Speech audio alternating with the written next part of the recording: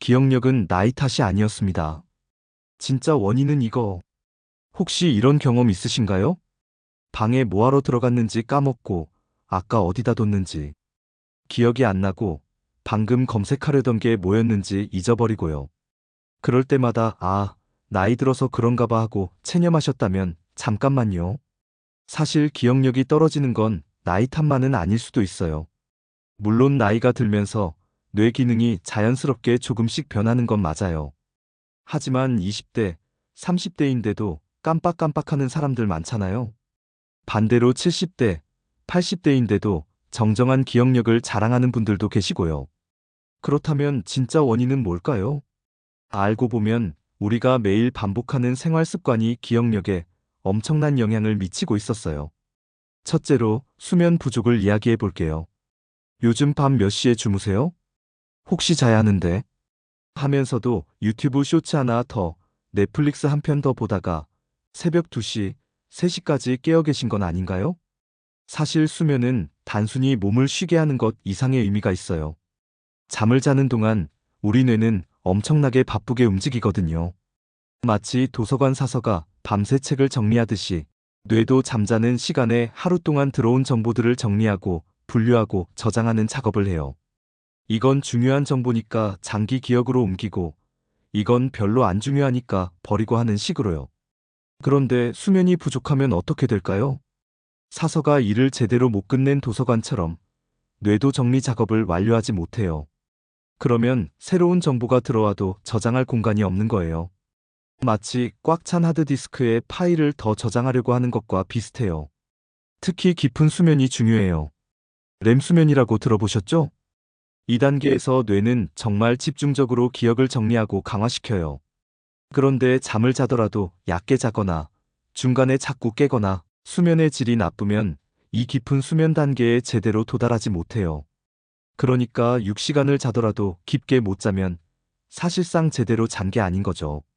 실제로 연구 결과를 보면 하룻밤만 제대로 못 자도 다음날 기억력 테스트 점수가 확 떨어진다고 해요. 그게 쌓이고 쌓이면 어떻게 될까요? 당연히 만성적인 기억력 저하로 이어지는 거죠. 둘째로 스트레스 얘기를 해볼게요. 현대인이라면 누구나 스트레스를 받죠. 직장에서, 학교에서, 인간관계에서, 심지어 집에서도요. 그런데 이 스트레스가 단순히 기분만 나쁘게 만드는 게 아니에요. 우리 몸에서는 스트레스를 받으면 코르티솔이라는 호르몬이 분비돼요. 이게 적당히 나올 때는 오히려 도움이 돼요. 위험한 상황에서 재빨리 반응하게 해주거든요. 근데 문제는 현대인들은 이 코르티솔이 계속해서 만성적으로 분비된다는 거예요.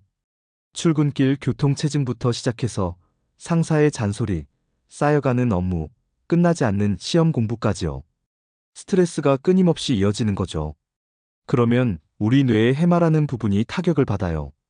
해마는 기억을 담당하는 핵심 부위인데 코르티솔이 과도하게 분비되면 해마의 신경세포들이 손상을 받아요. 마치 식물에 물을 너무 많이 주면 뿌리가 썩는 것처럼요.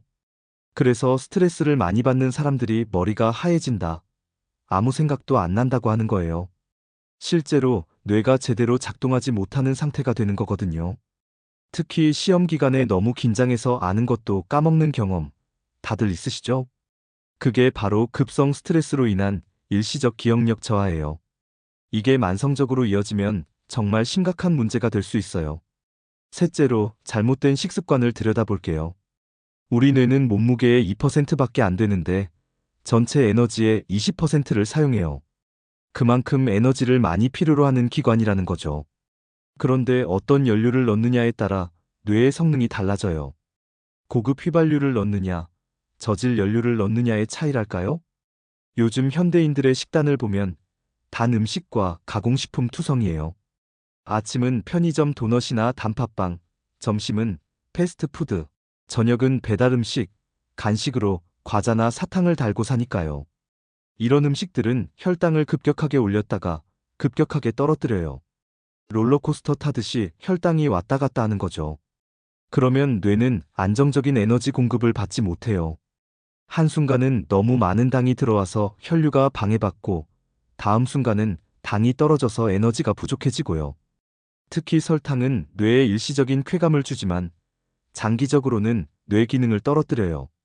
마치 마약처럼 중독성은 있지만 실제로는 해로운 거죠. 가공식품에 들어있는 각종 첨가물, 트랜스지방, 과도한 나트륨도 문제예요.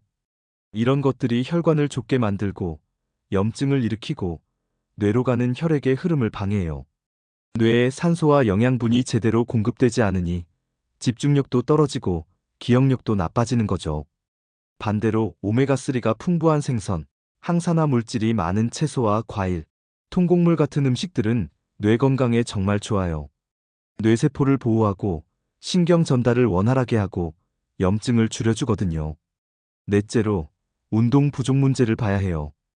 요즘 사람들 하루 종일 앉아서 일하고 앉아서 공부하고 집에 와서도 소파에 누워있죠. 출퇴근도 차로, 엘리베이터로, 에스컬레이터로 이동하니까 걷는 시간도 거의 없어요. 그런데 운동이 뇌와 무슨 상관이 있냐고요? 엄청 큰 상관이 있어요. 운동을 하면 심장 박동이 빨라지고 혈액순환이 활발해지잖아요.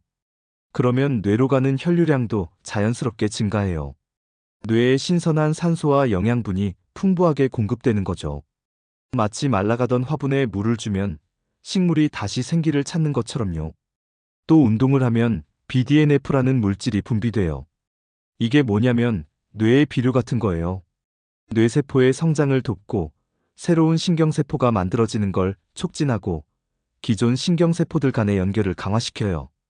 특히 기억을 담당하는 해마 부분이 운동의 영향을 많이 받는다고 해요. 규칙적으로 운동하는 사람들의 해마가 운동 안 하는 사람들보다 더 크고 건강하다는 연구 결과도 있어요. 운동이라고 해서 꼭 헬스장 가서 땀 뻘뻘 흘리며 역기를 들어야 하는 건 아니에요. 하루 30분 정도 빠르게 걷기만 해도 충분해요. 계단 오르기, 자전거 타기, 집에서 간단한 스트레칭 하기도 다 도움이 돼요. 중요한 건 꾸준함이에요. 한번 엄청 격렬하게 운동하는 것보다 매일 조금씩이라도 몸을 움직이는 게 훨씬 효과적이거든요. 사실 이 네 가지 요인들은 서로 연결되어 있어요.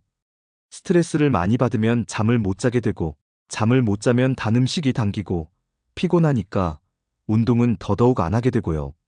이렇게 악순환이 계속되는 거죠. 반대로 하나씩 고쳐나가면 선순환이 시작돼요.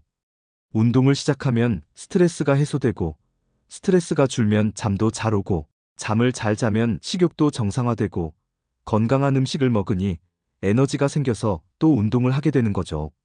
그러니까 기억력 저하는 단순히 나이의 문제가 아니에요. 물론 나이가 들면서 자연스럽게 변화하는 부분은 있지만 그보다 훨씬 큰 영향을 미치는 건 바로 우리의 생활 습관이에요. 좋은 소식은 생활 습관은 바꿀 수 있다는 거예요. 나이는 되돌릴 수 없지만 수면 패턴은 개선할 수 있고 스트레스는 관리할 수 있고 식습관은 바꿀 수 있고 운동은 시작할 수 있어요. 지금 당장 오늘 밤부터 30분 일찍 잠자리에 들어보세요. 내일 점심은 패스트푸드 대신 샐러드를 곁들여 먹어보세요. 퇴근하고 소파에 바로 눕지 말고 동네 한 바퀴만 걸어보세요. 스트레스 받는 상황에서 심호흡을 10번만 해보세요. 이런 작은 변화들이 모이면 한 달 후, 석 달 후, 1년 후에는 분명히 다른 자신을 발견하게 될 거예요. 요즘 깜빡거리는 게 줄었네? 하는 순간이 올 거예요. 기억력은 타고난 능력이 아니라 관리하고 훈련할 수 있는 능력이에요. 마치 근육처럼요. 안 쓰면 약해지지만 꾸준히 쓰고 잘 관리하면 나이가 들어도 튼튼하게 유지할 수 있어요. 그러니까 다음에 또 깜빡했을 때 나이 탓이야라고 체념하지 마세요. 대신 어제 몇 시간 잤더라? 요즘 스트레스가 심했나? 오늘 뭘 먹었더라? 최근에 운동 좀 했나? 하고 한번 돌아보세요. 답은 의외로 가까운 곳에 있을 거예요. 여러분의 기억력 충분히 회복시킬 수 있어요. 포기하지 마시고 오늘부터 하나씩 바꿔보세요. 여러분의 뇌는 여러분이 생각하는 것보다 훨씬 더 강하고 유연하고 변화할 수 있는 능력이 있으니까요.